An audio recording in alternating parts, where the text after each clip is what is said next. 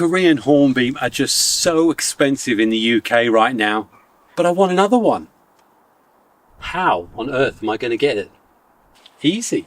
Find myself a shoot that I don't want, go right to the base, cut, so you've got something like that. Do it at least half a dozen more times to make sure you've got optimal chances of success. Always have a nice Peppa Pig plastic cup filled with water. That stops your shoot drying out. Then all you need is some rooting hormone. You need some sharp, clean scissors, preferably rubbed down with some rubbing alcohol. You don't want to get any infections in your new shoots.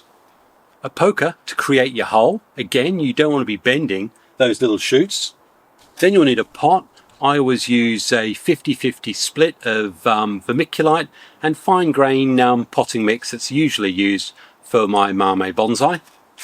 And then of course you're going to need plastic bag.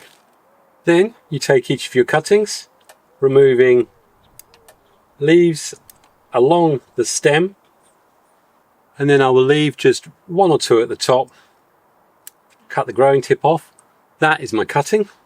Take your cutting, dip it in the IBA rooting hormone. You can also use powders, and then repeat that until it's full.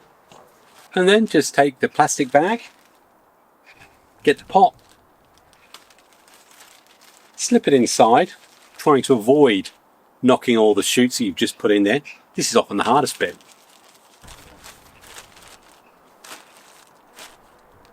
And then seal up the top and put it somewhere a little bit shady. Whole idea of the bag? Humidity, of course, aids in root production. And then all you need to do is wait a few months. You'll see lots and lots of bubbles and humidity rising.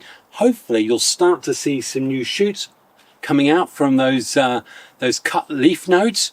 And before you know it, you're going to have magic Korean hornbeam, and it isn't going to cost you £250.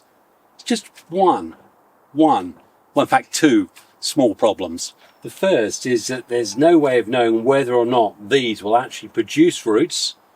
And the second, unfortunately, is that if it does indeed take and produce roots, you only have to wait, 40 years before you have something like this?